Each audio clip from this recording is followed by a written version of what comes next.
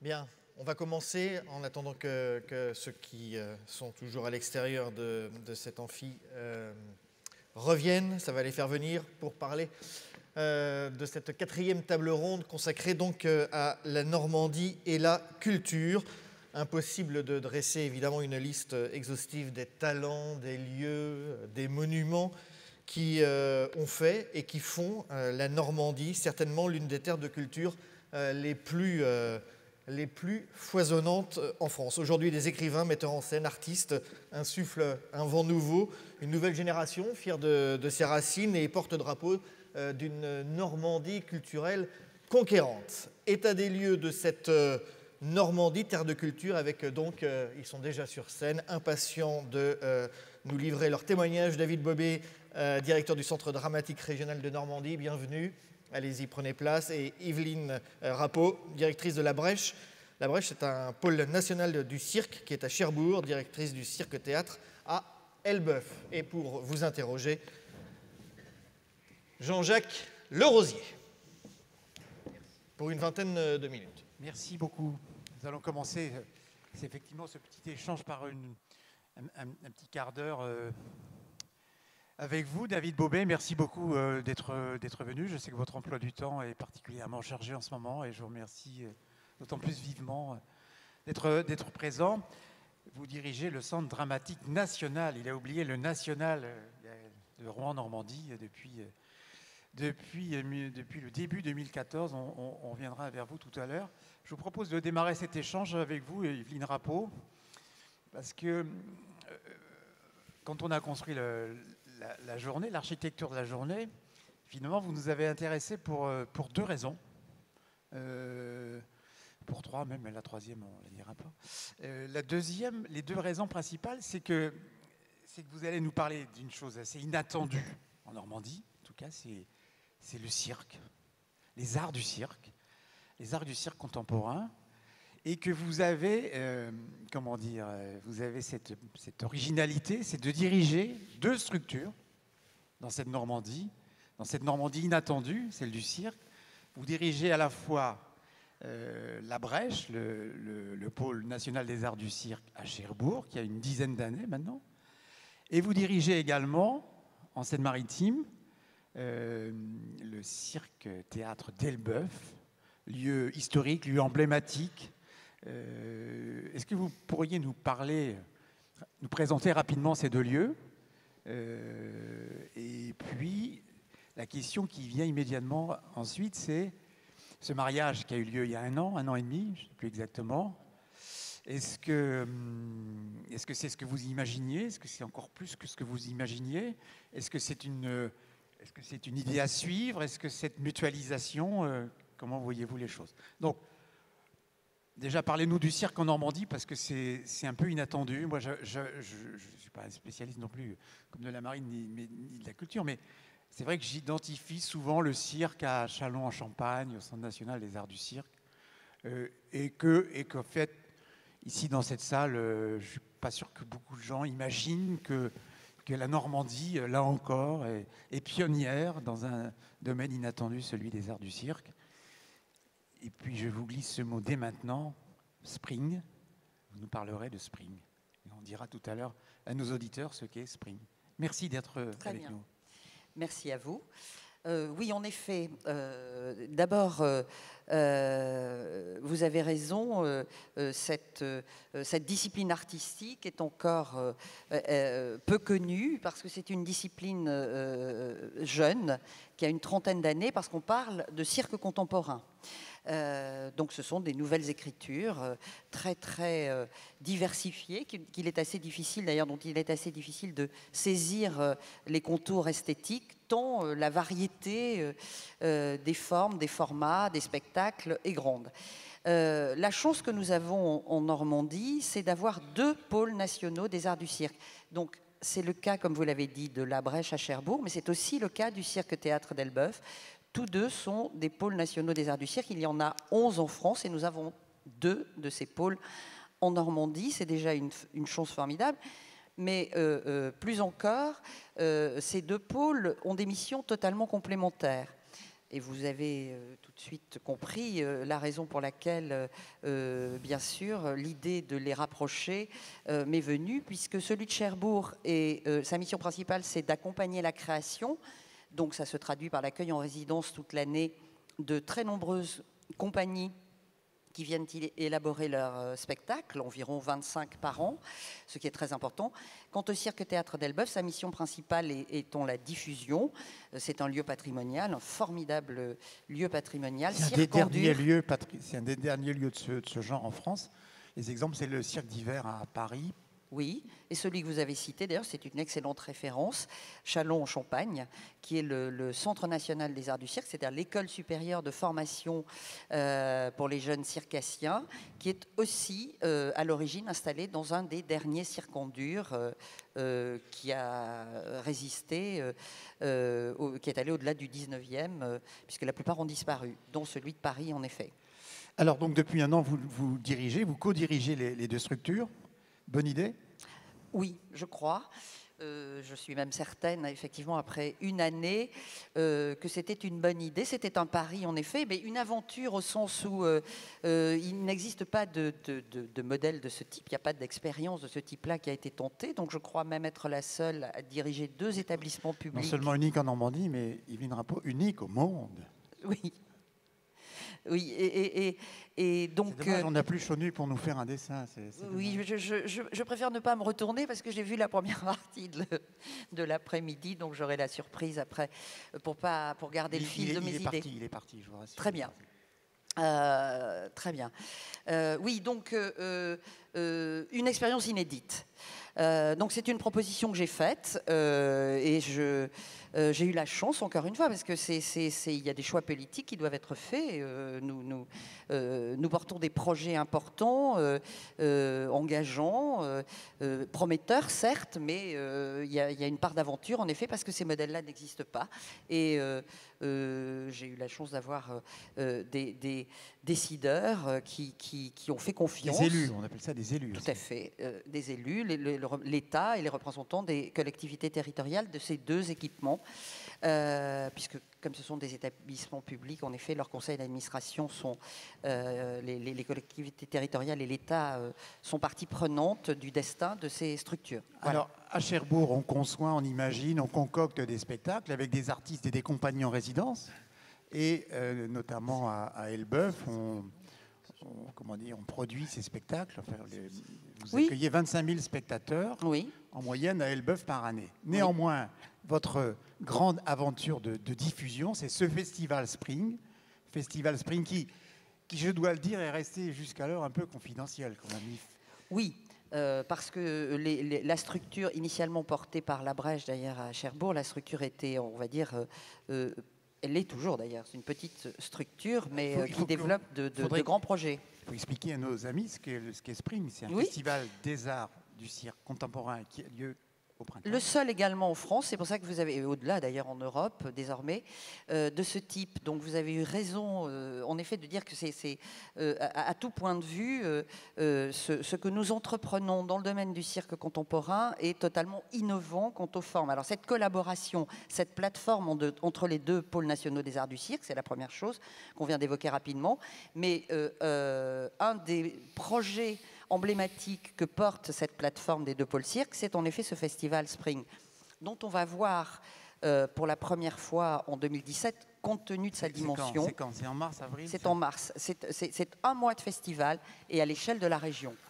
J'ai à mes côtés un des complices. Ce festival n'existe, il y a aussi dans la salle d'ailleurs, en la personne de Patrick Feul, le directeur du théâtre de Caen, des partenaires importants, majeurs de ce festival Spring, qui mobilise désormais, à compter de 2017, une 60aine de partenaires, dont 30 communes de la métropole rouennaise, puisque ce développement du festival Spring, donc dont vraiment le destin et la vocation est de fédérer et de développer des synergies entre les différents acteurs culturels pour un temps fort, un festival d'une durée d'1 mois à l'échelle d'une région, pour porter donc de manière là aussi assez emblématique le cirque contemporain. Ce festival va se développer va franchir un palier essentiel pour son développement sur le territoire de la métropole grâce au soutien de la métropole Rouen-Normandie en 2017. Alors combien de compagnies invitées, combien de compagnies étrangères? C'est plus de 60 spectacles. Il y a 10 créations très importantes qui vont être présentées dans ce festival. Des compagnies naturellement venues de l'international, mais aussi une rencontre professionnelle ouverte à l'international avec un focus sur les jeunes talents cirque européens. Donc on a vraiment... Moi j'aime bien cette image de la Normandie inattendue parce que vraiment on est loin du Calvados, enfin, on est loin des... Et c'est imaginer, j'avoue j'ai un peu découvert ça en construisant cette journée. Imaginez que la Normandie est la région pionnière en matière d'art du cirque. J'avais vraiment envie de faire partager ça à l'ensemble de nos autres parce que je trouve que c'est vraiment une voilà, et de idée. manière assez paradoxale, si vous permettez un petit commentaire supplémentaire, de manière assez paradoxale parce que on va dire cette méconnaissance encore, mais vraiment je pense que l'édition de Spring 2017 va donner une visibilité très forte. Non, voilà. Mais je vous le disais en aparté lorsqu'on a préparé cette rencontre, je pars dimanche au Japon. En ce moment, il y a quelqu'un de l'équipe qui est au Chili. Nous étions il y a 3 semaines à Zagreb. Voilà. Alors ça veut dire quoi? Ça c'est bien, mais faites-le savoir aussi aux Normands. Voilà. Dites-le aux Normands. Mais grâce à vous êtes des ambassadeurs de la Normandie. Grâce à vous, c'est ce qui est en train de se passer. Voilà. Parce que, je disais paradoxalement, les pays étrangers ont très très vite repéré l'intérêt de ce modèle de vous avez entendu ce qu'ont dit ce matin les chefs d'entreprise. Les premiers ambassadeurs sont les Normands. Les premiers clients sont les Normands. Absolument. David Bobet, merci d'être avec nous. David Bobet, vous êtes également totalement normand, vous. Votre père était maire d'Yvetot en Seine-Maritime. Vous avez fait des études d'art et spectacle à Caen, à l'université de Caen. Je crois que vous avez dirigé votre compagnie Rictus à Caen pendant une quinzaine d'années. Vous avez fait de nombreuses créations sur l'ensemble de la région. Votre actualité en ce moment, c'est cette pièce que vous avez créée en l'été 2014 avec Béatrice Dalle, Lucrèce Borgia de Victor Hugo, que vous avez présenté à Paris la semaine dernière à la Villette et qui est ce week-end à Rouen, si mes fiches sont bien à jour, c'est bien cela? J'ai dit quoi? C'est Lucrèce Borgia. C'est joué à Paris, mais là c'est l'opéra qui va jouer oui, à Rouen après avoir été créé à Caen. C'est ça. Et là vous avez aussi une actualité au CDN de Rouen aussi en ce moment. Et vous avez également, je suis en train de chercher, c'est Rag Progress, qui va partir aussi en tournée au Luxembourg. Bref, donc la Normandie, c'est quelque chose que vous connaissez. Parlez-nous un peu de cette cartographie normande, ces lieux normands, sur, un peu à l'image d'Yveline Rappeau, vous travaillez sur l'ensemble du territoire. Comment vous vivez ça? J'imagine que pour vous, c'est une chance et que vous la saisissez et que vous percevez cela, pas tous les jours, mais... Oui, enfin c'est quelque chose de très naturel dans mon parcours, d'avoir travaillé et collaboré avec tous les acteurs majeurs culturels de Normandie. Et c'est vrai que depuis 3 ans, j'ai la chance de diriger ce tout nouveau CDN, donc le plus jeune CDN de France, qui est la réunion de plusieurs théâtres sur la métropole rouennaise, qui sont 3 théâtres implantés dans des villes différentes, avec des sociologies de population différentes.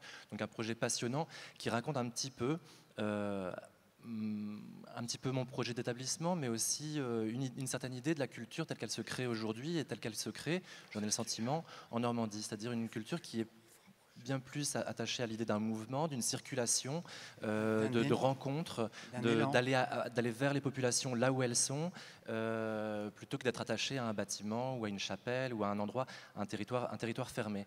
Et c'est vrai que c'est une idée que j'ai à cœur de revendiquer. C'est ce territoire, la Normandie, peut-être au-delà des questions géographiques, de frontières ou d'une culture qui serait fermée. C'est de voir comment l'identité normande s'appuie avant toute chose sur les personnes qui y vivent, les personnes qui y travaillent, les personnes qui animent ce territoire, les personnes qui sortent du territoire et qui rayonnent, les personnes qui entrent, qu'on invite. Voilà, c'est quelque chose d'assez fabuleux. La création de ce CDN, ça répond avant tout au besoin d'implanter la création sur un territoire. Il y a 3 CDN en Normandie, donc à Caen, qui est historique dans l'histoire de la décentralisation culturelle. Celui-ci dans la métropole rouennaise. Et le petit à Vire. Et le petit à Vire, qui va devenir centre dramatique régional, qui va devenir vite national. Donc ces 3 pôles qui ont pour mission première de produire de la création. Et puis il y a 5 scènes nationales sur le territoire, avec lesquelles on travaille évidemment en permanence. Vraiment très bien répartis sur le territoire, plus un nombre important de salles municipales, de salles conventionnées sur des missions particulières. Et tout ce petit milieu d'art vivant travaille ensemble, et pas simplement à l'endroit du théâtre, mais dans une idée aussi ouverte de la création, c'est-à-dire avec des œuvres qui sont pluridisciplinaires, transdisciplinaires, avec des relations effectivement avec le pôle des arts du cirque, qui est quand même, c'est important de se le dire, le plus important d'Europe. C'est quand même quelque chose d'énorme, mais aussi avec les opéras. Là, je viens de faire un opéra. C'est une jolie histoire, cet opéra, qui met en relation des forces vives de la Normandie. C'est-à-dire, on fait appel à moi, un metteur en scène, directeur du CDN à Rouen, avec l'orchestre de Basse-Normandie, avec un chef associé, lui-même normand, qui est canet. Cela se crée au théâtre de Caen, qui est quand même très pareil, qui rayonne par son dynamisme. Et puis, cet opéra va tourner aussi à Rouen. Ça raconte un petit peu cette idée de circulation. Donc c'est cette idée de mouvement que j'avais envie de partager avec vous. Vous avez finalement la même démarche tous les deux, c'est-à-dire cet élan, ce mouvement, cette nécessité d'aller vers l'autre en permanence. Et j'ajoute un mot aussi que vous n'avez pas encore dit, mais auquel vous êtes très attaché, David, c'est le mot diversité. C'est un mot sur lequel... Mais oui, c'est-à-dire que votre étonnement, il est très beau de se dire, tiens, du cirque en Normandie, c'est marrant, ça n'appartient pas à l'identité, mais j'ai l'impression que l'identité, la définition d'identité, elle est par nature mouvante, elle est par nature nouvelle, que cette identité-là doit être recréée, réinventée en permanence. La culture, ce qui se joue avec la culture, c'est pas simplement les moments d'émotion, de plaisir, de distraction que l'on peut avoir à aller voir un spectacle, un film, une exposition, un musée. Il se joue quelque chose de plus fondamental que cela. Et il se joue une pratique qui devient collective. Il se joue l'affirmation de nos histoires croisées, celles qui nous réunissent, celles que l'on invente, celles que l'on va transmettre, celles dont on hérite. Ces histoires croisées-là, elles sont multiples. Et un des enjeux, parce qu'on est en dialogue très régulièrement avec les autres responsables culturels de la région, sur des enjeux qui sont aussi des enjeux politiques, qui sont aussi des enjeux sociétaux. Et c'est vrai que la diversité, l'intérêt de la diversité, c'est être le reflet d'une population qui a changé, qui a évolué. C'est-à-dire, aujourd'hui, les études nous le disent, un tiers de la population française n'est pas blanche, et il est important de pouvoir donner des moyens de représentativité, des moyens d'expression aux minorités pour pouvoir construire une idée commune d'une culture qui nous réunit. Parce que voilà, on partage l'urgence et le danger de cette époque, et il ne s'agirait pas, lorsqu'on est en charge de responsabilités culturelles, de laisser une culture exclure systématiquement une partie de la population. Il est important de proposer des racines communes si on veut pouvoir imaginer une société unie et forte. Yveline, sur ce mouvement, sur cet élan, sur cette nécessité de croiser, de conjuguer, j'imagine que vous êtes sur le même tempo. Totalement. Je disais tout à l'heure à David, j'ai été tellement sensible aussi, parce qu'il est particulièrement engagé sur cette thématique, sur cette grande question de société. Et c'est vrai que dans la programmation, dès cette première saison que je signe au Cirque Théâtre d'Elbeuf, j'ai créé un petit temps de diffusion qui va démarrer d'ailleurs en janvier, sur les 2 mois de janvier-février, avec 3 propositions artistiques, 3 spectacles. On a appelé une sorte de petit cycle qu'on a appelé Cirque du Monde, et qui est totalement centré sur cette question aussi de la diversité, puisqu'on va avoir le Maghreb qui sera représenté avec le cirque acrobatique de Tanger. Alors je précise que ces spectacles sont déjà aujourd'hui, ces compagnies, ces enjeux sont déjà en bonne place dans les programmations, puisque ce spectacle a été créé à la Biennale internationale de la danse à Lyon en septembre dernier. Donc ils sont de plus en plus, ces spectacles venus du monde, venus d'ailleurs, en très bonne place dans les programmations. Donc le cirque acrobatique de Tanger, il y aura l'Afrique noire représentée avec un cirque mandingue venu de Conakry, et puis un spectacle qui s'appelle Antipode et qui est lui largement ouvert sur les Caraïbes et des artistes circassiens français mais aussi caribéens. Voilà. David, des projets communs avec Avec Yveline, avec votre voisine? Depuis toujours et pour toujours. J'ai été longtemps en résidence à La Brèche, j'ai souvent joué à Elbeuf, et puis on invente ensemble. On est des lieux de création, de production d'œuvres, et on se réunit régulièrement pour produire et pour programmer des compagnies régionales, mais aussi nationales et internationales. Et cette ouverture-là, cette espèce d'articulation entre le très local et l'international, c'est sans doute ce qui participe à l'identité de la Normandie. En tout cas, celle que j'aime, c'est celle qui est liée à l'ouverture. Encore une fois, ceux qui sortent et qui rayonnent, et ceux qui arrivent et qu'on invite. Écoutez, on avait 20 minutes, figurez-vous, ça fait 20 minutes qu'on parle, le temps est passé beaucoup trop vite, c'était passionnant. Et alors, vous êtes totalement en résonance avec ce que disait Thomas Pesquet en ouverture. Vous n'avez pas vu, vous n'étiez pas là. Thomas Pesquet qui racontait, bon, c'est bien le local, mais le local, il n'a du sens que quand il s'ouvre au global et que quand il fonctionne au global. Et je voudrais ajouter un mot aussi, parce qu'il y a, suite à tous ces chefs d'entreprise là qui participent vraiment à l'attractivité et au dynamisme de ce territoire, c'est aussi l'impact économique de la culture. L'impact économique de la culture, on le sait aujourd'hui, c'est la valeur ajoutée de la culture, ça participe à 3,2% du PIB. C'est 7 fois plus que l'industrie automobile. Ça, ces chiffres-là, on va les laisser aux économistes. Elles sortent en tout cas d'études faites par des économistes. Non, mais en tout cas, voilà, il y a une économie qui est directe, de l'emploi artistique qui est directement lié à la culture, et puis une économie induite par la culture et la pratique culturelle liée au tourisme qui participe aussi à la vitalité d'un territoire. J'avais pourtant tenu les horaires et je me fais rappeler à l'ordre, c'est terrible. Est-ce que tu me laisses le temps de poser une question? Absolument. Merci en tout cas à vous deux. Merci de ce témoignage. Attendez, Yveline, c'est pas fini, il y a peut-être une question pour vous? On ne sait pas. Merci en tout cas de ce témoignage, ce fort engagement, de cette ouverture dans ce monde qui bouge sans arrêt, qui bouge sans cesse, de rappeler que c'est ce vieux slogan, agir local, penser global, c'est ça? Très vieux slogan. Merci Yveline Rappeau et David Bobet, on peut vous applaudir. Merci pour votre participation et vos témoignages. Jean-Jacques, merci à toi. Tu veux pas de questions? Si, je sais pas, mais attends. Écoute, alors passons à la... Non, est-ce qu'il y a des questions? Non, pas de commentaires. Oh, nous passons effectivement maintenant à la table ronde suivante. Voilà, la Normandie qui regorge de plus de 400 sites classés, dont 2 sites inscrits au patrimoine mondial de l'UNESCO. Elle héberge chaque année plus d'1 million de touristes. C'est la 4e région française pour les courts séjours. La région est aujourd'hui la 8e destination des Français. Autant dire que la Normandie, son image et sa culture sont des facteurs de développement majeurs. C'est le thème de cette 2e table ronde consacrée à la culture, avec Stéphane Grimaldi, directeur général du Mémorial de Caen.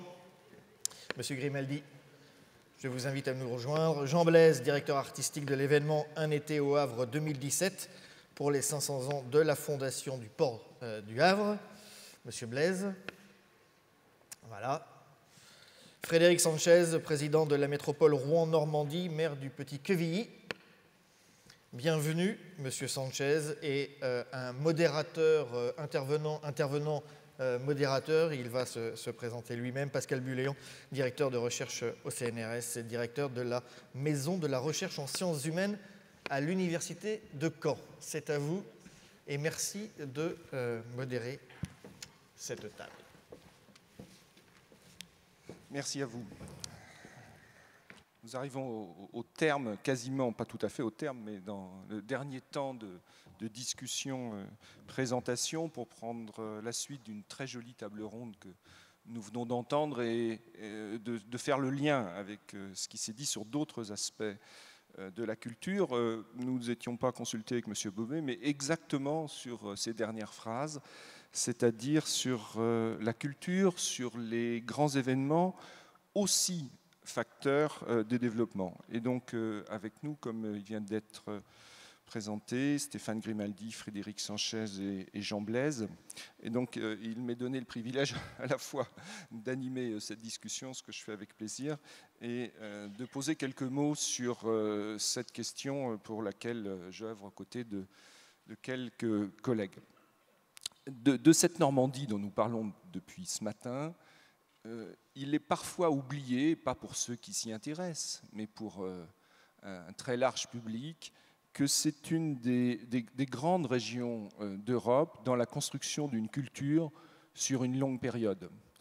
Depuis les abbayes, ce qui commence à faire longtemps, les ateliers d'écriture de script de Rouen, toute l'histoire du livre, de la transmission de la pensée en Europe, la Normandie y a contribué. Le livre avant l'imprimerie, mais aussi le livre après l'imprimerie. La Normandie est une grande terre d'imprimeurs, d'imprimeries, de transmission de la pensée pendant plusieurs siècles, jusqu'à un XVIIe siècle florissant. Et un XIXe qui n'a rien eu à lui envier, un début XXe où l'échange intellectuel, la production de littérature ont été prolifiques. Tous ceux qui ont eu à étudier des auteurs français en général, qui les étudient dans de nombreux lycées français dans le monde, ont souvent à lire des auteurs qui ont écrit en Normandie, sur la Normandie, dans ce tournant du XIXe et du XXe siècle. Une Normandie où la création d'une nouvelle esthétique picturale qu'est l'impressionnisme a trouvé un creuset, des racines, un cadre, et que le festival Normandie Impressionnisme a apporté à la connaissance de très nombreux spectateurs. Un XXe siècle où le cinéma, nouvel art du siècle, s'est déployé, et un XXe siècle où l'histoire du monde, rien de moins, s'est nouée avec la bataille de Normandie dans de funestes situations et pour une meilleure issue que le début de la Seconde Guerre mondiale pouvait laisser présager. Tous ces aspects qui sont la Normandie, qui font la Normandie, constituent des éléments forts de sa notoriété, de la sympathie qu'elle crée très loin, qu'on ignore trop souvent.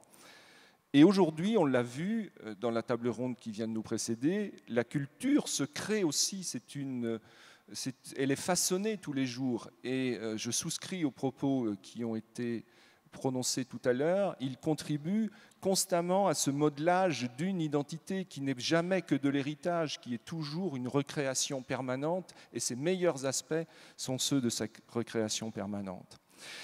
Et donc, dans ces créations du temps, des grands événements de tailles différentes qui mettent en valeur l'héritage ou qui mettent en valeur la création. Et cette richesse, elle est à la fois encore, même si elle est connue, trop peu appropriée par les habitants, elle est encore trop peu pensée comme un facteur de développement et d'attractivité. Et ce n'est en rien retiré au rôle essentiel de la culture, qui est celui de construire la pensée de toute une population, la pensée, la formation de toute une jeunesse, de lui donner conscience d'où elle vient, de lui donner des repères de réflexion. Ce n'est en rien retiré à ce rôle essentiel que d'affirmer que la culture peut et que la culture est un facteur de développement. Et les grands événements entrent dans ce cadre et c'est ce dont nous allons parler avec nos invités. Alors Frédéric Sanchez, vous êtes président de cette belle métropole de Rouen. Dans votre réflexion et dans votre action, vous avez déjà engagé un certain nombre d'actions, un certain nombre de réalisations où se lient, où se marient culture, héritage, histoire et développement. Pouvez-vous nous en dire un petit peu plus sur ce qui vous a animé à faire cela et sur ces réalisations ? Oui, quelques éléments de réflexion pour prolonger ce qui a été dit tout au long de cette journée ici au Havre et il y a quelques instants par David Bobet qui notamment anime effectivement le théâtre de Petit-Queville, La Foudre, et Yveline Rappeau qu'on a eu plaisir à accueillir à Rouen pour porter ce projet de principal pôle européen de cirque contemporain. Oui, la métropole rouennaise partage la conviction que vous venez d'exprimer il y a quelques instants et qui apparaît aujourd'hui, évidemment, comme claire, certaine, au fond une évidence. Investir dans la culture présente pour les territoires beaucoup d'effets et de conséquences positives. Investir dans la culture, comme on le dit souvent, cela a effectivement perspective, enfin en tout cas présente une perspective en termes de rayonnement, d'attractivité et même crée des retombées économiques. Et ceux auprès desquels je suis placé cet après-midi, évidemment, pourront en attester. À travers leur action culturelle, ils ont apporté au territoire où ils ont travaillé, évidemment, des éléments de développement, et très simplement des créations d'emplois, par exemple. Donc, investir dans la culture pour développer nos territoires, bien sûr. Moi, je voulais surtout développer 2 idées complémentaires. Au fond, je pense que les élus que nous sommes ici en France, dans la tradition dans laquelle nous nous inscrivons, celle de l'homme cultivé, de l'homme des Lumières, issu du XVIIIe siècle, nous n'investissons pas dans la culture fondamentalement parce qu'elle est un facteur de développement économique. Nous investissons la culture. Nous considérons que c'est même au fond le but de l'action publique. Le but de l'existence, ce n'est pas de pourvoir au renouvellement des conditions matérielles de vie.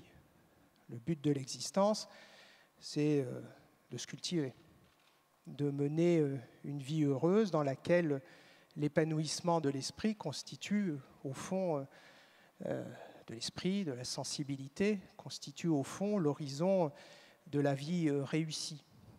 Et donc, même si les élus, surtout en ces temps complexes, réfléchissent à l'usage de l'argent public en s'interrogeant sur telle ou telle retombée, telle ou telle conséquence indirecte, au fond, la motivation centrale, elle est au cœur, je crois, de l'idée qu'on se fait de la politique dans une démocratie comme la France, c'est que nous voulons investir la culture parce que nous considérons que c'est ça qui nous rend tout simplement, en tant que citoyens et en tant qu'hommes, plus heureux.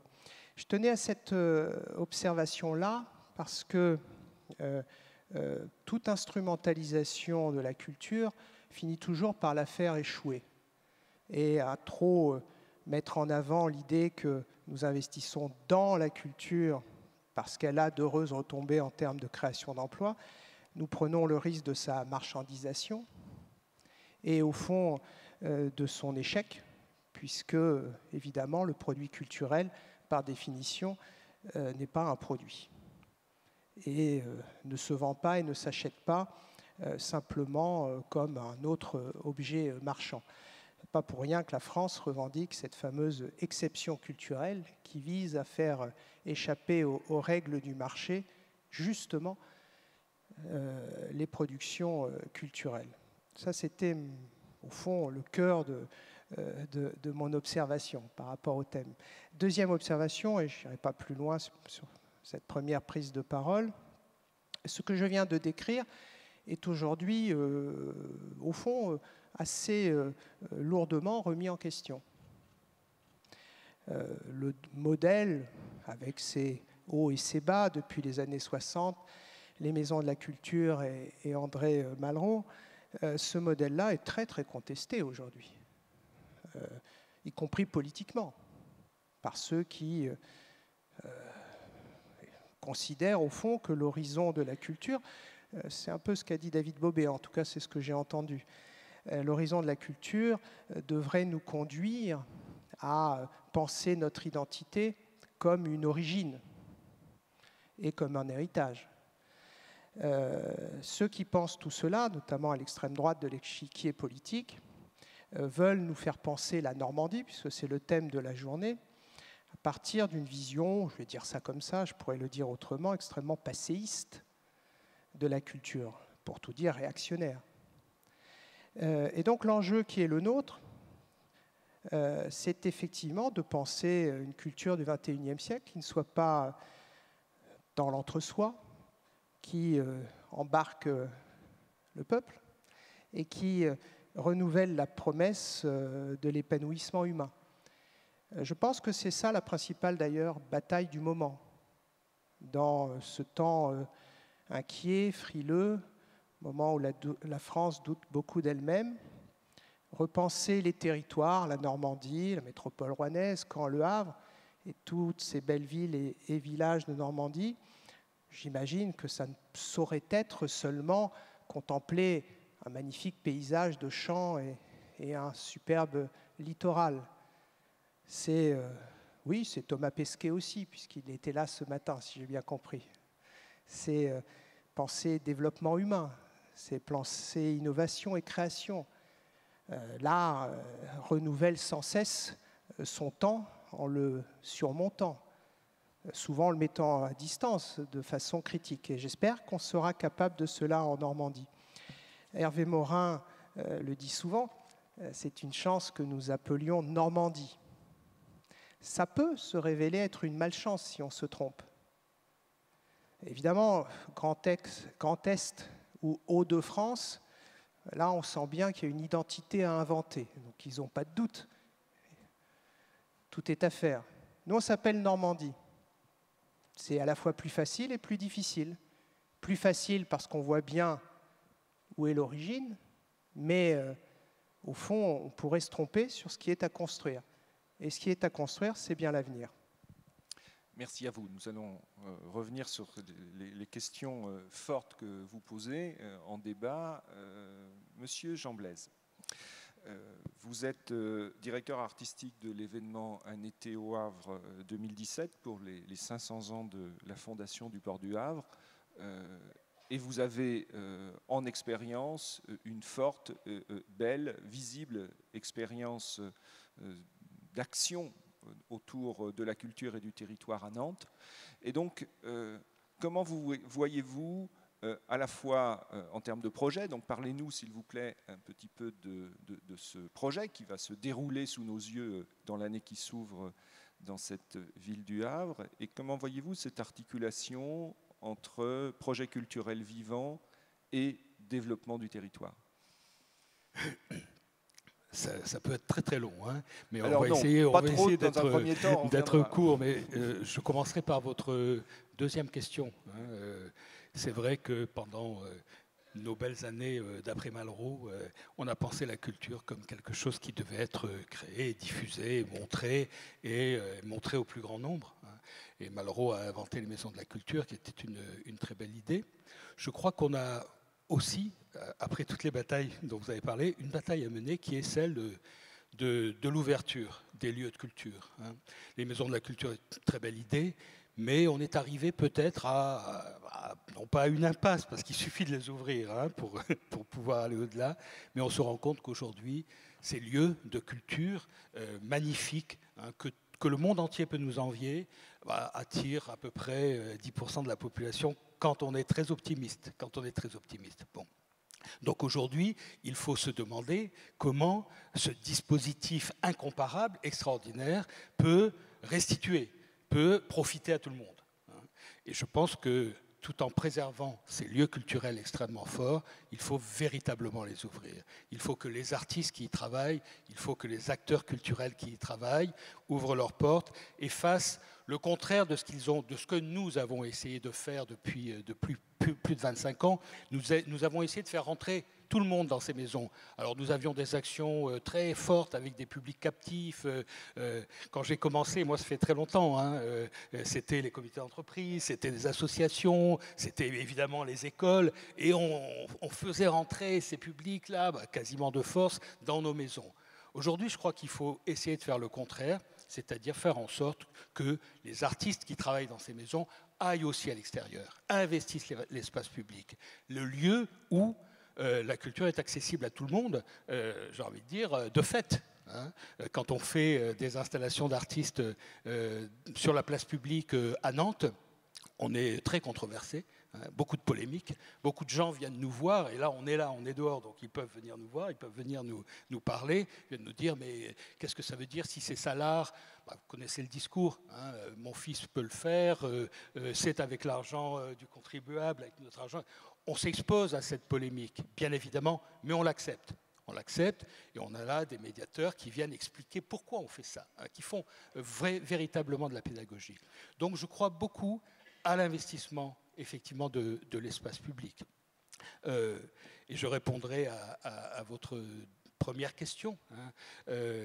À Nantes, dans les années, quand Jean-Marc Ayrault est arrivé à Nantes en 90, pour lui, l'importance du dispositif culturel était évidemment, effectivement, comme vous l'avez dit tout à l'heure, tournée vers les Nantais. Comment faire en sorte que, grâce à une création, une diffusion culturelle extrêmement forte, on donne de la qualité de vie aux habitants de cette ville. C'était ça l'idée. Hein.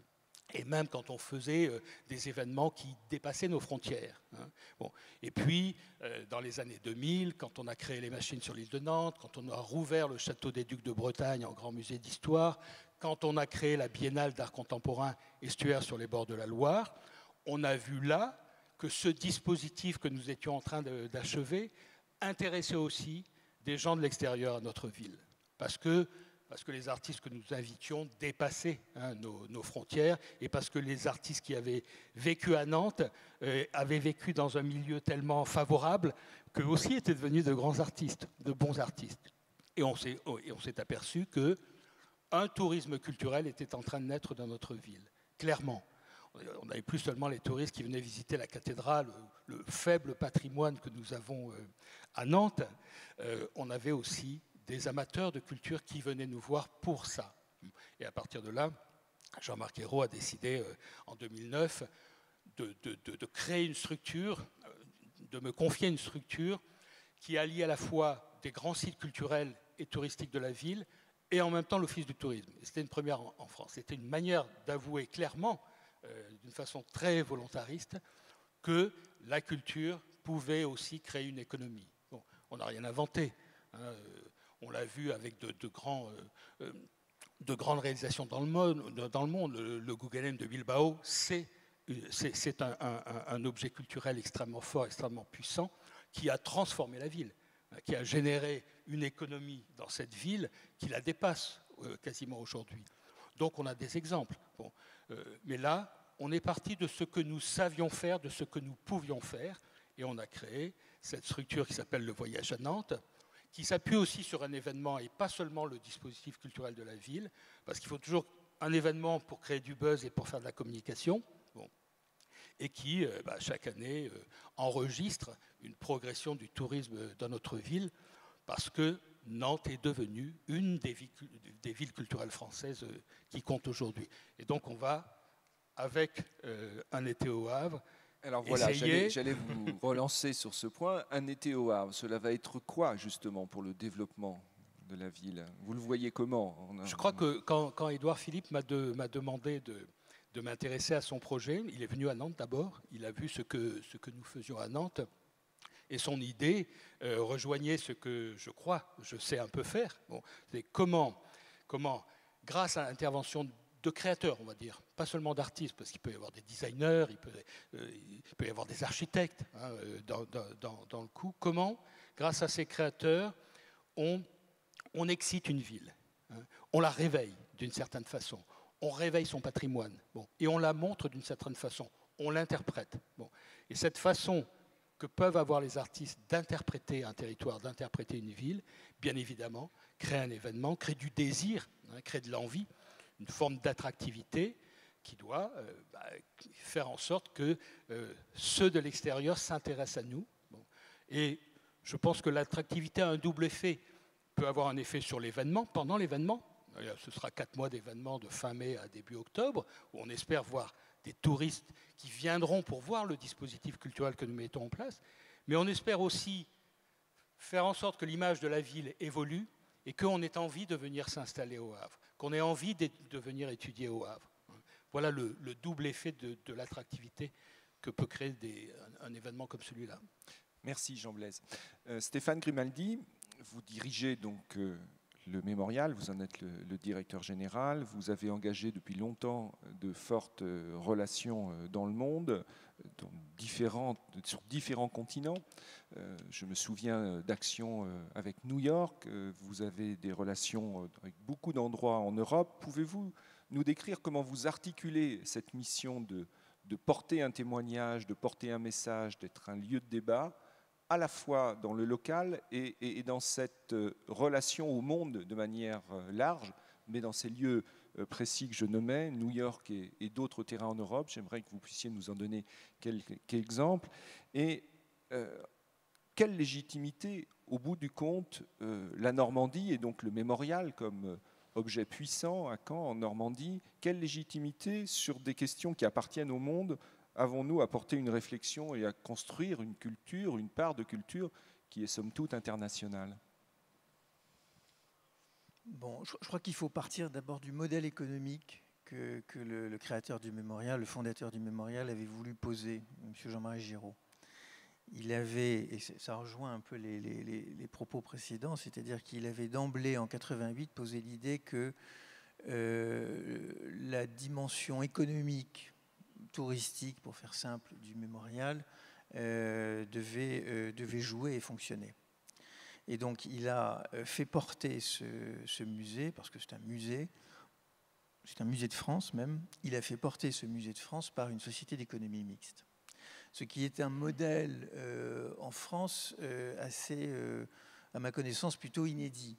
Alors qui tend, je crois, à se répéter aujourd'hui, mais en tout cas, quand en 88, Jean-Marie Giraud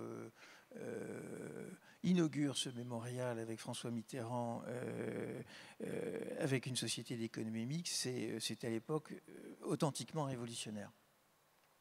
Simplement, ce modèle économique, il a ses avantages et ses contraintes. Et pour faire simple, une société d'économie mixte, c'est d'ailleurs sur le plan fiscal une société commerciale. L'administration fiscale considère qu'une SEM est une société commerciale. Donc c'est une société qui est assujettie à l'impôt, qui est assujettie, etc., à toutes les règles de fonctionnement d'une société anonyme dont l'actionnaire principal est une collectivité. Bon. Je passe par ça parce que... alors l'intérêt, c'est qu'il y a une espèce de souplesse extraordinaire, une réactivité extraordinaire qui permet ces développements. Mais moi, je considère que c'est un intérêt, mais le deuxième intérêt, c'est pas de mon point de vue un inconvénient, mais c'est que nous devons produire du résultat financier. L'objectif étant que, au fond, et ça va c'est tout à fait dans l'air du temps, l'argent public est de plus en plus rare, de plus en plus précieux, et donc moins. On ne fait pas tous les mêmes métiers. Moi, je ne travaille pas avec des artistes, je travaille avec des historiens, des chercheurs. Donc, ce n'est pas non plus les mêmes modèles de lieux et de culture. Mais moi, je suis ravi quand je rends de l'argent aux collectivités locales. Je suis ravi quand je paye de l'impôt société. Donc, ce modèle économique, il fallait le défendre. Et pour le défendre, comme toute petite PME, au fond, un peu particulière évidemment, mais comme toute petite PME, il faut sans cesse investir et il faut sans cesse aller chercher, excusez-moi, le terme est un peu incongru là à cette table, mais il faut aller chercher de la croissance. Et cette croissance, quand je suis arrivé il y a 10 ans, elle n'était pas en Normandie. Elle n'était pas en Normandie parce que d'abord le mémorial venait de traverser une difficulté financière très lourde, mais parce que le visitorat, enfin le public de ce type d'établissement dès les années, on va dire dès les années 2000, a commencé à se raréfier parce que on a observé l'apparition, la création de plus en plus de sites, de musées, de lieux, etc., consacrés à la Seconde Guerre mondiale, et donc raréfaction de la masse de public, et puis une offre de plus en plus vaste. Et donc, passé l'étape du redressement financier, vous évoquiez à l'instant l'histoire de New York. Bon, je vous épargne les détails de cette histoire. Simplement, on s'est retrouvé à un moment où la mairie de New York et la fondation 9/11, donc 11 septembre, la Fondation 11 septembre allait créer ce mémorial à New York, ce très important mémorial à New York, avec des gens qui, du coup, qui faisaient absolument pas le même métier que nous, qui n'avaient pas la même vision du tout du métier que nous, et tout à fait par hasard, et peu importe le hasard, je me retrouve effectivement invité à New York devant le board, le conseil d'administration de cette fondation, qui était à l'époque présidée par le maire de New York, et on me demande mon avis. Et je me souviens très bien de ma réaction, qui était un peu stupéfaite en fait, et je leur fais juste observer que dans ces tours, il y avait 90 nationalités, que ça a été, il y a une expression anglo-saxonne qui est très bonne, un turning point, ça a été un moment dans l'histoire du monde incroyable, et que leur projet ne reflétait absolument pas ça. C'était un projet picto-new-yorkais à la gloire de... enfin, pas à la gloire, pardon, mais à la seule mémoire des New-Yorkais et des pompiers notamment, etc. Et donc, je leur ai proposé nos services. Et nous avons en fait exporté sur ce projet un savoir-faire qui n'est pas spécifiquement normand, mais en tout cas qui est français, qui est dans la conception de ce type de musée d'histoire, c'est d'associer d'emblée et évidemment des chercheurs et des historiens. C'est-à-dire que partant du principe qu'on ne peut pas créer, proposer un musée d'histoire qui ne soit pas initié, pensé par des historiens. Donc, ce qu'ils n'avaient pas fait. Alors, la difficulté, c'est qu'on était sur un sujet extrêmement récent, avec une historicité extrêmement récente, etc. On était encore en pleine guerre. À l'époque où je travaillais avec eux, on était en pleine guerre. Ils étaient, en pleine guerre en Afghanistan, en Irak, etc. Donc, c'était pas simple. Mais nous avons organisé à l'Université de New York, à NYU, des colloques, des conférences avec des chercheurs américains, des chercheurs français, et nous les avons aidés à penser leur mémorial du 11 septembre en intégrant véritablement cette mise en perspective, sa dimension internationale, etc. On leur a dit par exemple un truc, pour moi c'était incroyable, c'est qu'ils n'avaient pas compris, ou ils n'avaient pas vu, ou ils ne voulaient pas l'intégrer, je ne sais pas, que le 11 septembre 2001, on se pose la question, moi je me souviens quand je travaillais sur ce sujet, le 11 septembre 2001, on a tous dans cette pièce, dans cette salle, un souvenir du 11 septembre 2001. Tu veux que j'accélère? Bon voilà. Donc ils n'avaient pas intégré cette dimension-là. Et ils n'en avaient pas intégré d'autres. Donc, pour aller à l'essentiel, la Normandie, l'héritage patrimonial, historique, culturel de cette région, très fort sur la question des guerres, peut-être y revenir. Il y a un savoir-faire qui est extraordinaire, et ce savoir-faire, aujourd'hui, nous l'exportons. Alors, nous l'exportons aux États-Unis, nous l'exportons en Chine, nous l'exportons en Europe, et donc ça rejoint l'une des préoccupations économiques qui a été évoquée plusieurs fois. Merci à vous Stéphane. Très rapidement, parce qu'on m'indique que déjà nous occupons déjà de notre temps, je voudrais très rapidement que chacun d'entre vous, en complément de ce que vous avez dit, vous nous éclairiez sur un point qui est la contribution et la façon dont ce que vous construisez chacun dans vos projets peut apporter non seulement à faire venir du monde, c'est la dimension de nos visiteurs extérieurs dans différents domaines. Non seulement ce qui est très important, à faire participer dans les différents événements la population locale, ou à faire s'approprier ses espaces, ses territoires, sa ville, son histoire, etc.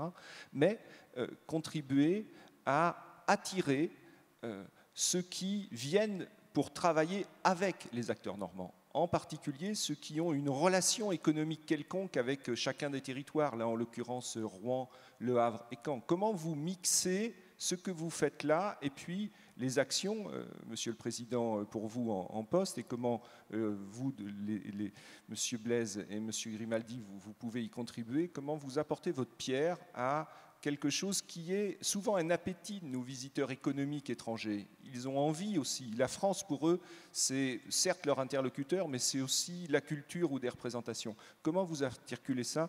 Et j'ai bien conscience, en vous demandant de faire bref, que ce n'est pas évident. Si vous voulez reprendre, Monsieur Sanchez. Oui, en quelques mots. Je vous remercie d'ailleurs de la façon dont vous posez la question.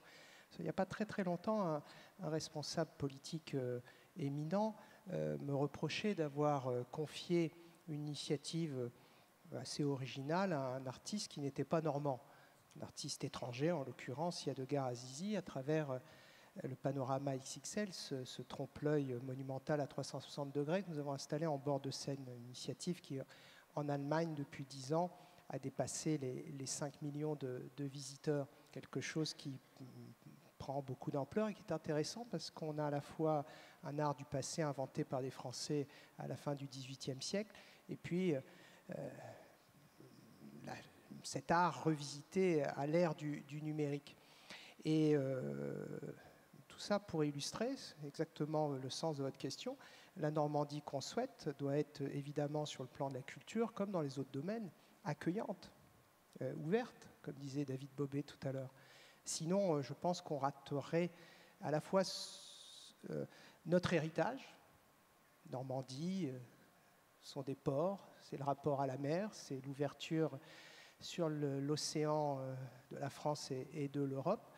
Donc c'est à la fois notre tradition, cette ouverture, et puis c'est, je pense, une bonne partie de notre avenir. Donc faire travailler ici des artistes d'ailleurs avec les artistes d'ici, parce que bien entendu nous avons demandé à Yadegars Azizi de travailler intensément avec les conservateurs des musées de Rouen, avec le FRAC à Rouen, avec les structures du spectacle vivant, Centre dramatique national, cirque théâtre.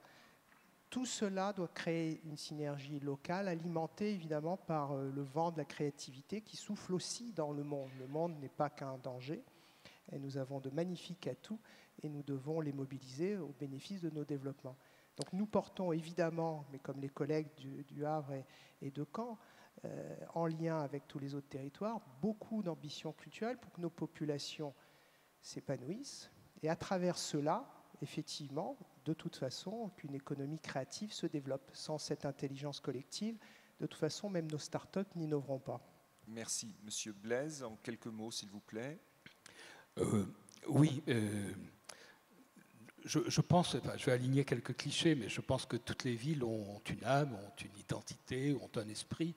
Bon, et il s'agit pour nous, en tout cas c'est ce que nous allons faire au Havre, d'essayer de révéler cette force, cet esprit. Bon, alors, il faut qu'on essaie de trouver l'équilibre entre l'entre-soi et l'extérieur, et la vision de l'extérieur, et le recul que peuvent avoir des artistes qui viennent de loin. Pour un été au Havre, on aura des artistes étrangers qui viendront interpréter cette ville. Bon, alors ils seront de l'étranger, mais ils feront un travail in situ, pour la ville, pour le Havre. Bon. Et puis on aura aussi des artistes qui vivent ici, ou des acteurs culturels extrêmement intéressants qui ont créé des événements intéressants ici, bon, que nous allons faire travailler. L'essentiel, c'est de trouver cet équilibre, parce que si, bien évidemment, nous ne travaillons qu'avec des personnalités extérieures, ce sera hors sol, hein, bien évidemment, il y aura une trop grande distance. Donc trouver cet équilibre et faire en sorte que ça matche, hein, que ça aille ensemble. Mais en même temps, je pense qu'il faut avoir de l'audace et faire en sorte que ce patrimoine que nous adorons, et puis moi si je suis venu travailler au Havre, c'est parce que j'adore cette ville, sinon je ne serais pas venu. Sinon je n'aurais pas eu envie de faire ce travail. Donc il faut aussi ce coup de foudre au départ, hein, et c'est pas rien. Bon, voilà, donc on travaille dans la ville, on travaille la ville en quelque sorte, et on crée ce désir pour les autres. C'est comme ça qu'on travaille. Mais ce désir qu'on crée pour un temps donné, pour un moment donné, il faut qu'il perdure. C'est-à-dire qu'il faut capitaliser sur cet événement, sur ce désir que nous allons créer. Alors on ne va pas refaire un été au Havre tous les ans, d'abord parce qu'on n'a pas les moyens, parce que je pense que la ville n'a pas les moyens, mais il faut ensuite une continuité. On l'a vu à travers de grands événements comme l'île 2004 par exemple, ou Marseille 2013, ouais, c'était 2013 Marseille. J'espère qu'il n'y a pas de Marseillais dans la salle, mais sinon j'ai des amis marseillais. L'île 2004, ça a été une grande réussite sur le moment et une grande réussite dans la continuité, parce qu'on a capitalisé. Martine Aubry et Didier Fusilier ont poursuivi avec l'île 3000 et avec une action culturelle très forte. Bon, à Marseille, ils se sont arrêtés juste après. Aujourd'hui, il ne se passe plus rien. Et c'est un peu dommage d'avoir tellement investi pour si peu de temps. Merci à vous. On va conclure avec monsieur Grimaldi. Merci Stéphane. Non, tu ne rajoutes pas. Merci à vous trois. Je vous laisse la parole. S'il y a quelques questions dans la salle, on va prendre 2-3 minutes et puis sinon on va conclure. Oui, madame. Alors.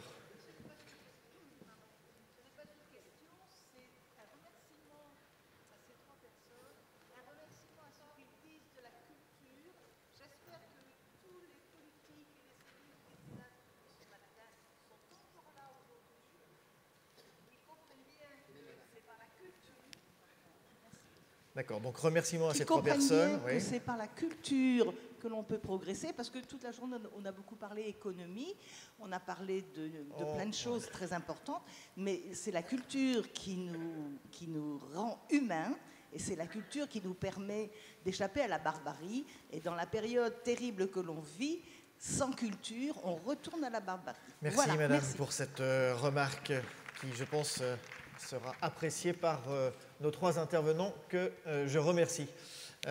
Messieurs Sanchez-Blaise et Grimaldi, merci de votre participation et je vous invite à regagner votre place. On me dit qu'il y a encore une question. Oui, voilà, il a été question... Attendez, c'est une question ou c'est une remarque ? C'est une question et une remarque à la fois, mais très rapide. En matière de culture, il y a une dimension qui a été évoquée à plusieurs reprises en toile de fond, c'est celle du patrimoine. Et c'est vrai que nous avons tendance à croire que notre patrimoine, eh bien, il est là, il est figé, il ne bouge pas, c'est un décor sympathique, etc., qui nous donne, c'est vrai, une certaine identité. Je voudrais, en tant qu'ancien responsable des monuments historiques de Haute-Normandie et de Basse-Normandie pendant un quart de siècle, rappeler quand même quelques principes. Et j'étais très heureux que l'on parle du cirque. Oui, mais je vais vous donner juste 20 secondes. 20 secondes. Donc ça va être, autrement, je vous coupe le...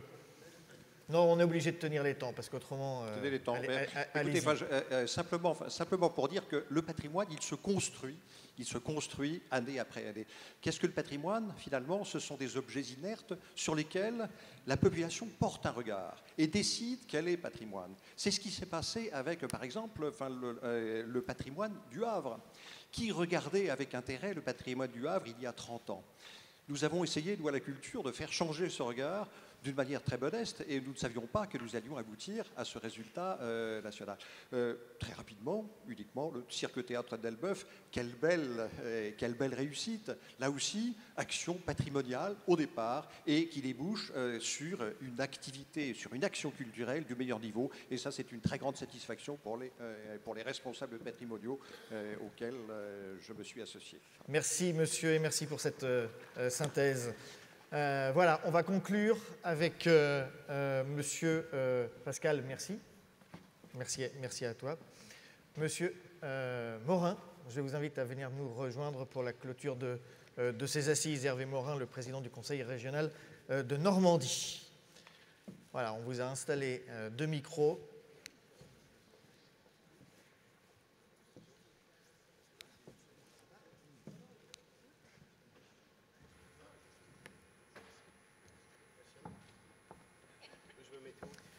Bah écoutez, mettez-vous là. Là, on vous a mis 2 micros.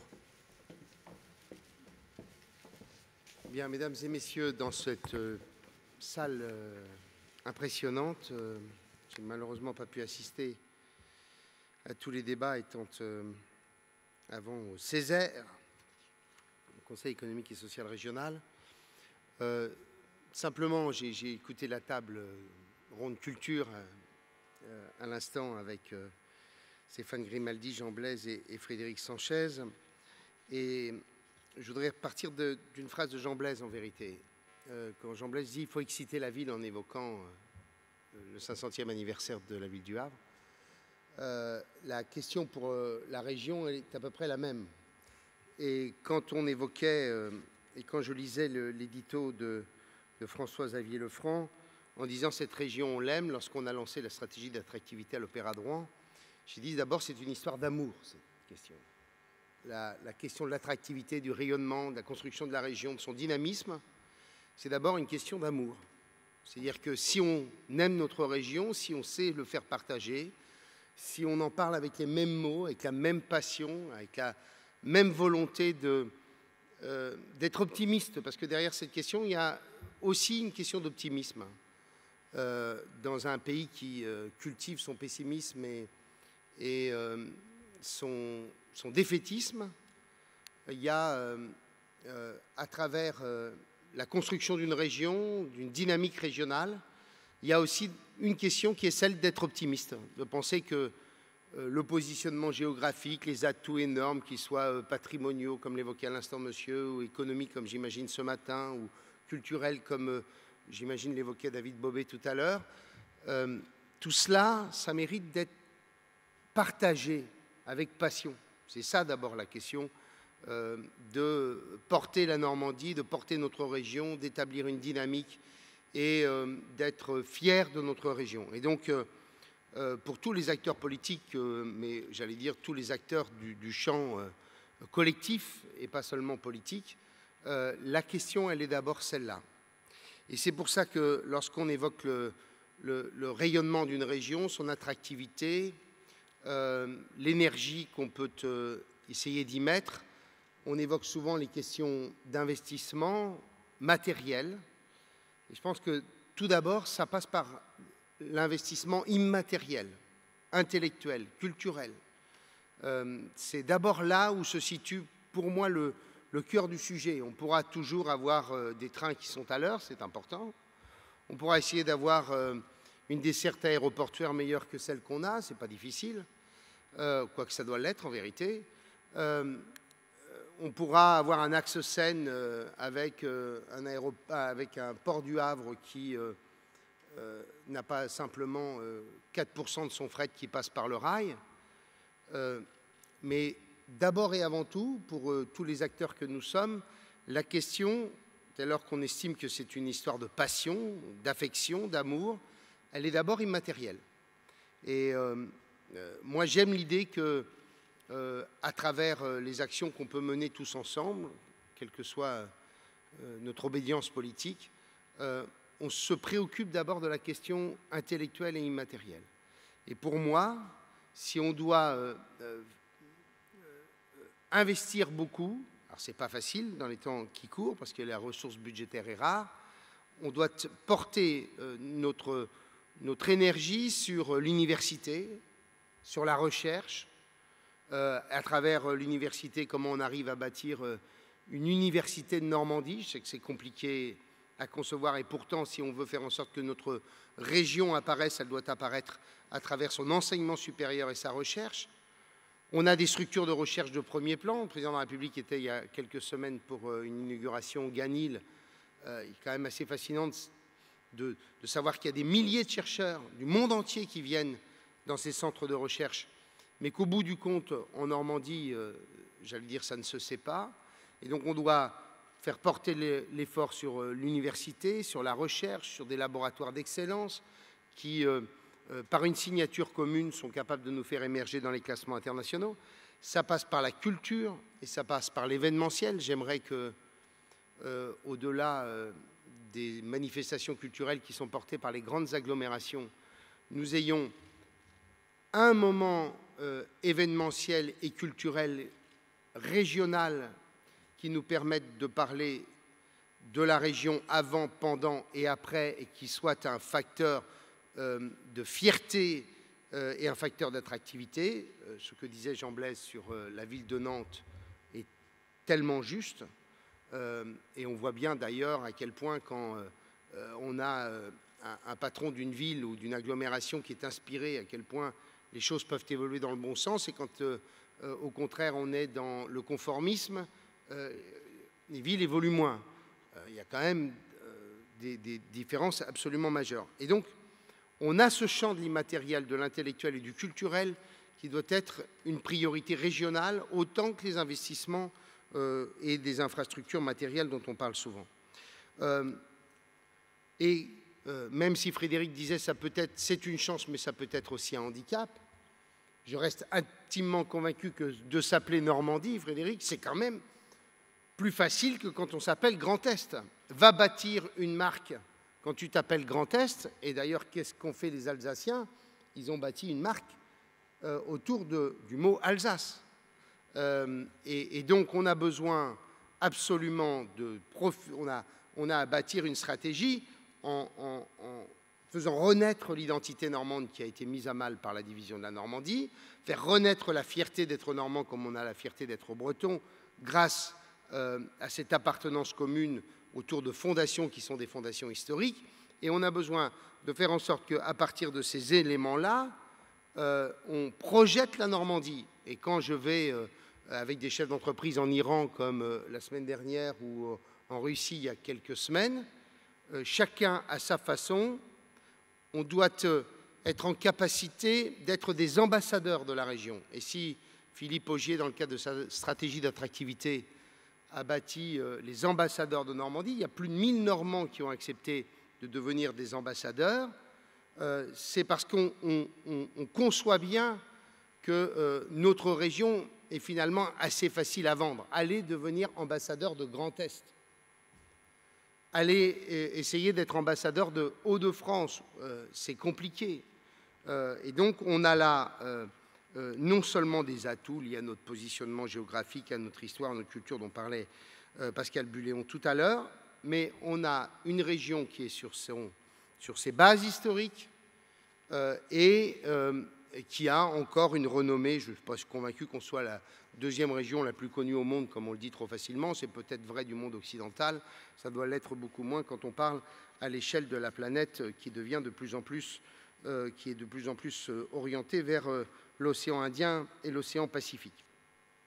J'ajoute à cela que, je le dis, c'est une petite incise liée au débat de politique nationale que nous allons avoir dans les prochaines semaines.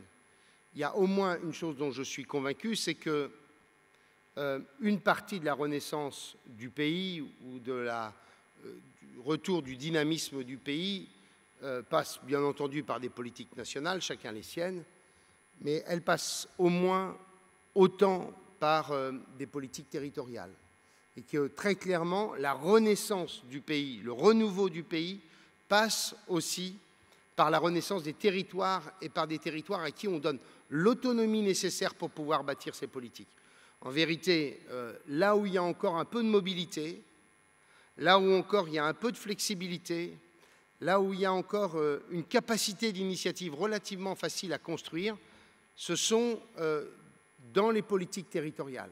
Le président de la métropole de Rouen ou le président de l'agglomération de Caen ont encore une agilité que n'ont plus les structures d'État. Et le président de la région Normandie a encore une agilité que n'ont pas les administrations d'État. Et donc je suis absolument convaincu qu'une partie du renouveau et de la renaissance du pays passe par la construction d'un couple qui est le couple métropole-agglomération-région. On voit bien que ce sont les deux collectivités qui bâtiront l'essentiel des politiques territoriales de demain. Et pour cela, il faut non seulement leur donner les moyens pour pouvoir le faire, il faut leur donner l'autonomie fiscale pour être en capacité de mener les politiques qu'elles cherchent à conduire et d'avoir une autonomie fiscale qui soit liée directement aux compétences qui soient menées. Et deuxièmement, d'être en capacité d'expérimenter, d'être en possibilité d'innover, voire même, je le pense pour la région, d'être en capacité de pouvoir exercer un pouvoir législatif délégué. Alors on me dira qu'on n'est pas très loin du système fédéral, mais je reste intimement convaincu qu'on a besoin de donner assez d'autonomie aux régions pour leur permettre, en fonction de leurs problématiques, en fonction des stratégies qu'elles peuvent développer, cette autonomie qui leur permettra de conduire les politiques qui vont bien. J'ajoute que cette stratégie d'attractivité qu'une région doit mener, elle les mène par, je le disais, ces politiques culturelles, immatérielles sur l'investissement sur la recherche et l'innovation. Cela passe par, bien entendu, des équipements et des infrastructures. Ça passe par un événementiel bâti comme il le faut, mais ça passe aussi par une marque.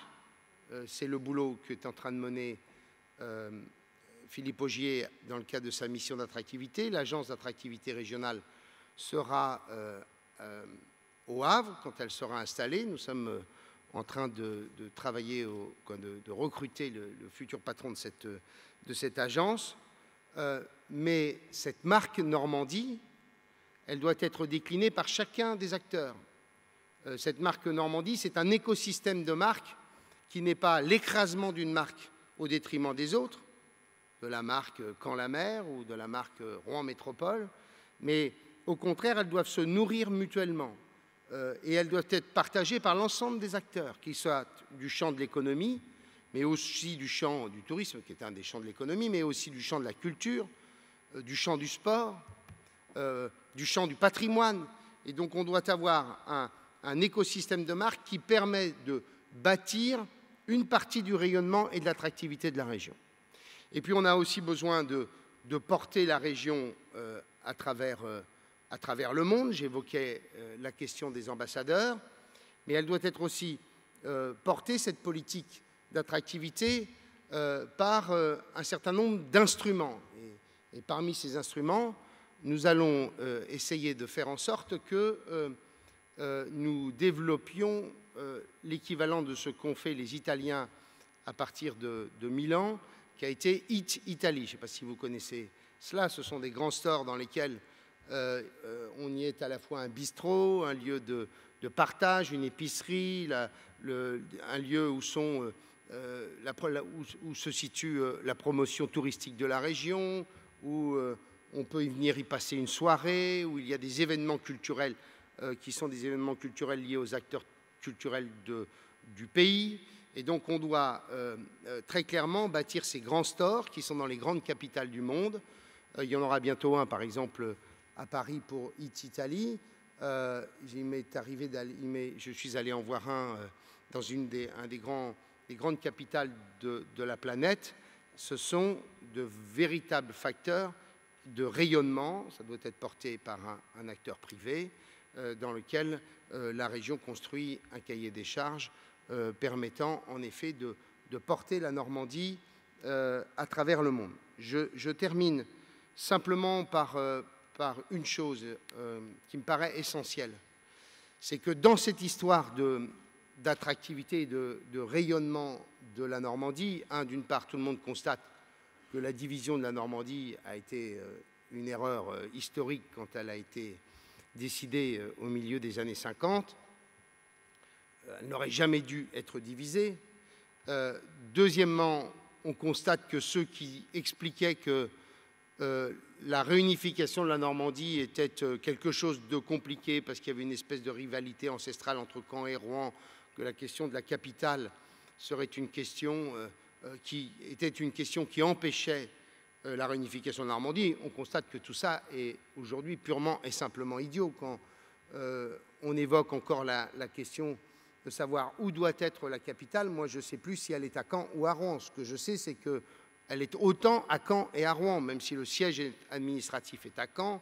C'était tout un sujet de débat au moment de la campagne des régionales. En vérité, dès lors que l'administration régionale est sur ses deux pieds et que les politiques régionales ne cherchent pas à tirer la couverture au profit de l'une des deux villes, on voit bien que tout ça ne repose sur rien. Ce qui est en revanche une évidence, c'est que si on veut faire en sorte que la Normandie devienne une région reconnue comme rayonnante, attractive, attirant des talents, faisant venir de nouvelles écoles, où les chercheurs ont plaisir à venir s'installer pour un temps, il faut qu'on ait en permanence l'idée d'aller vers l'excellence.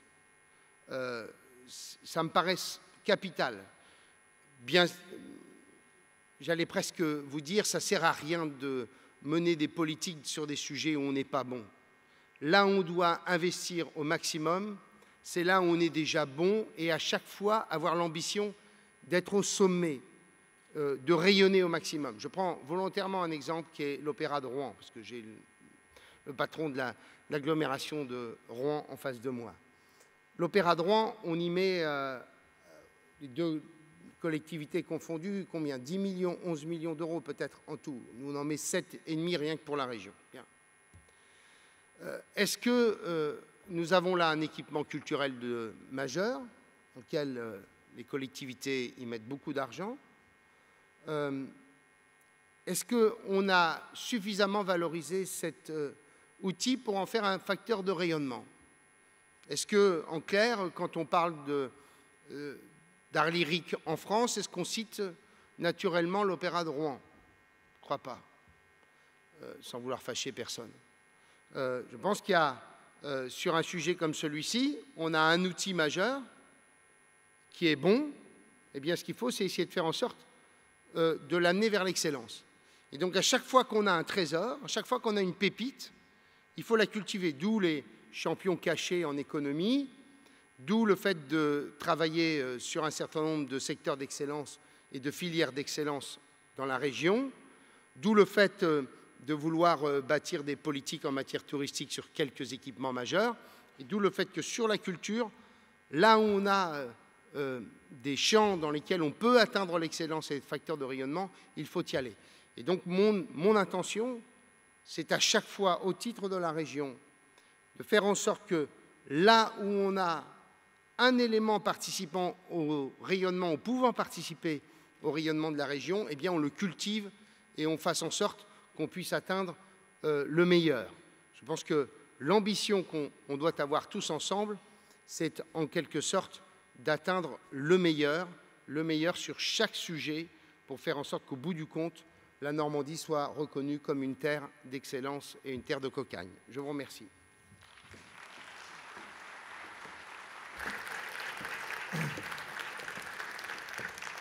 Merci, Monsieur Morin, pour la clôture de ces assises.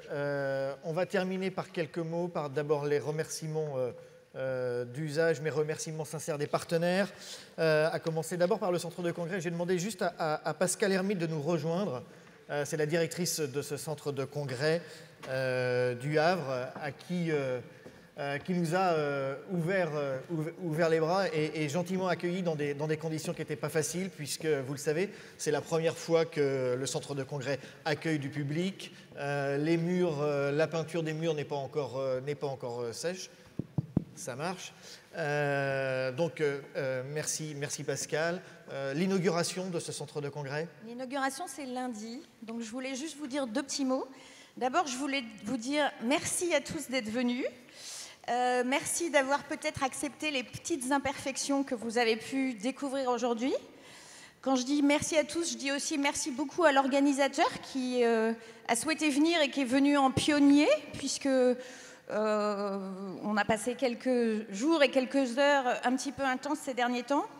Je voulais aussi remercier les équipes, l'ensemble des équipes en fait. Voilà, Arnaud Prince, Géraldine. Arnaud Prince, Géraldine, mais aussi les équipes de l'organisateur qui ont beaucoup contribué au succès de cette manifestation. Les équipes du chantier qui ont vraiment tout fait de jour et de nuit pour qu'on puisse vous accueillir. Et qui n'est pas terminé, parce que ici, n'est pas tout à fait terminé. Il est terminé, mais à et bien sûr, l'extérieur, mes équipes au sens élargi, c'est-à-dire à la fois les salariés de l'équipe de gestion et aussi les prestataires qui sont venus travailler auprès de nous pour que tout ça soit possible. Donc voilà, mon premier message, c'était de vous dire merci.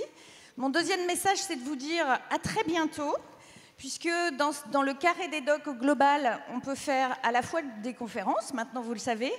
On peut faire aussi des salons, et donc il y a tous les espaces, les halls d'exposition qui sont disponibles. Et on y fait aussi des concerts, donc on a toute une programmation culturelle qui va s'offrir à vous dès janvier 2017. Et donc en tout cas, je vous dis à très très bientôt. Voilà, si vous voulez vous rapprocher de nos équipes pour faire des petits ou des très grands événements, n'hésitez pas. Bonne soirée à tous. Merci Pascal. J'en profite pour remercier également les partenaires sans qui nous ne serions pas là. Je vais les citer rapidement.